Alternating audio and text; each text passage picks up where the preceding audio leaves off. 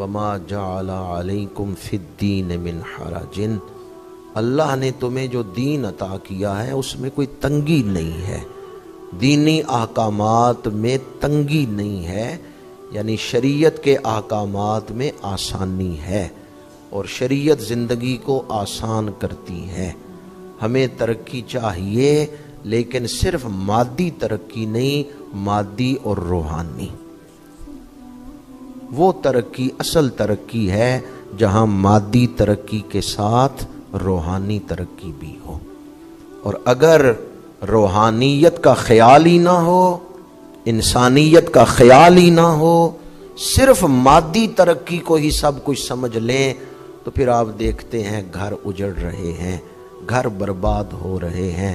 5 بچوں کی ماں ہے، اس کو کوئی قتل کر دیتا ہے، وجہ کیا بیان کی جاتی ہے؟ وہی بے پردگی ہے۔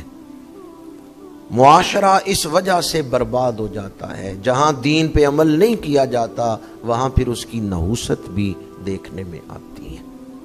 تو بعض چیزیں فی نفس ہی تو جائز ہوتی ہیں، لیکن سد ذرائع کے لیے ان سے اجتناب ضروری ہے کہ ان کے اندر جو خرابیاں پائی جاتی ہیں ان سے اپنے آپ کو بچایا جائے، اس لیے مطلقاً اس سے اجتناب کرنے کا ہی درس دیا جاتا ہے۔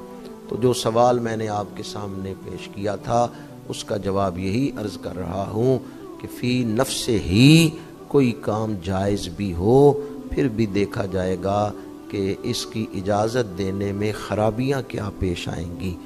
اگر اس کو اپنانے میں خرابیاں ظاہر ہو رہی ہوں اور نقصانات زیادہ ہوں، فائدہ تھوڑا ہو، نقصان زیادہ ہو، فائدہ تھوڑا ہو، تو پھر شریعت کا حکم یہ ہے کہ تم اس سے اجتناب کرو تاکہ بڑے نقصان سے اپنے آپ کو بچا لو۔ اور اسی کا دوسرا پہلو عرض کر رہا ہوں کہ مردوں کو اپنی ذمہ داری ادا کرنی چاہیے۔ مرد جو ہیں انہیں اپنی ذمہ داری ادا کرنی چاہیے، اور عورتوں کی ضروریات کا بھی خیال رکھنا چاہیے، ان کی عزت اور حرمت کو بھی قائم رکھنا چاہیے، اور اس کے ساتھ ساتھ ان کی دینی تربیت کا بھی اہتمام کرنا چاہیے۔